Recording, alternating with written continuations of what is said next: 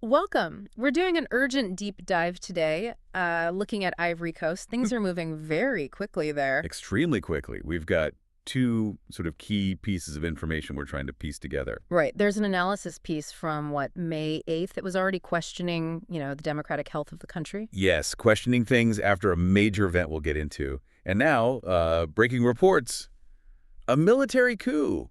Successful, apparently. Successful coup. President reportedly missing.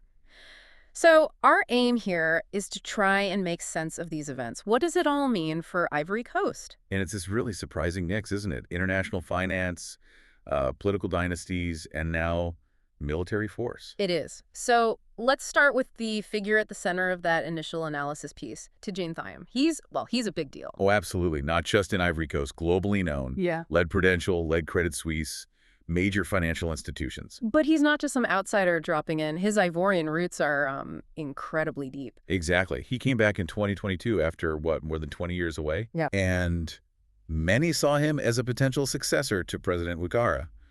Plus, his family history. It's significant. Very. Scion of a noble family, great-nephew of the founding president, Félix Houphouët-Boigny.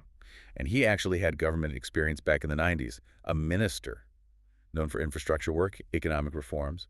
It was quite a bit. Until that part of his career was cut short. Right. By a previous coup. That's what led to his long international career. And then fast forward to this year, April 2025, he gets elected leader of the PDCI, the main opposition party, the historical party. Took over after the previous leader, Henri Konan Bédier, passed away.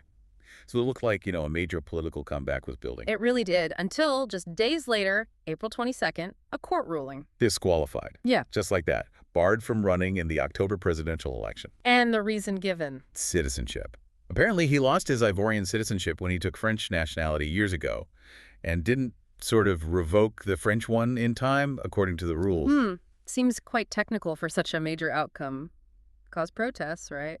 Yes, his supporters were definitely not happy, saw it as political. You can understand why. He was gaining momentum, looking like a real challenger. Which ties into what that analyst was writing about back on May 8th. Exactly. The source called it red card politics, like in football, taking out a key player. A contentious move. And the analyst asked, is this kind of move an own goal for democracy?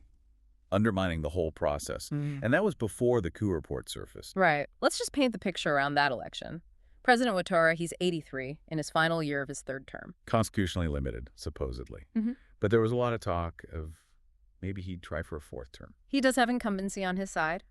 And the economy, well, it's been growing quite strongly, over 6% for 4 years running. So Ouattara potentially staying on, and Thiam positioned as, really, the main alternative. And then the news breaks. Military coup.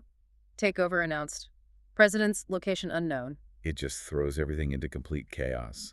And it follows so closely on the heels of Thiam's disqualification. So you can't help but see potential links, can you? First, the main opposition leader is removed via a, let's say, controversial legal ruling. Political tension rises. And then suddenly the military steps in, takes control. It raises, well, serious questions. If legal routes are seen as just tools to sideline opponents, does that create the instability that perhaps gives the military an opening or a perceived justification? That analyst's question about an own goal for democracy. It feels chillingly relevant now, doesn't it? Almost prophetic. So let's recap quickly. We had Thiam, this prominent figure, disqualified over citizenship, an aging president possibly looking for another term, growing political tension. And now a military coup completely upending the situation. The future for Ivory Coast looks incredibly uncertain right now. Yeah, deeply uncertain. It's a stark reminder, isn't it? The interplay between politics, law, ambition, and how fragile things can be, how quickly military power can just disrupt everything. Even in places that seemed relatively stable for a period.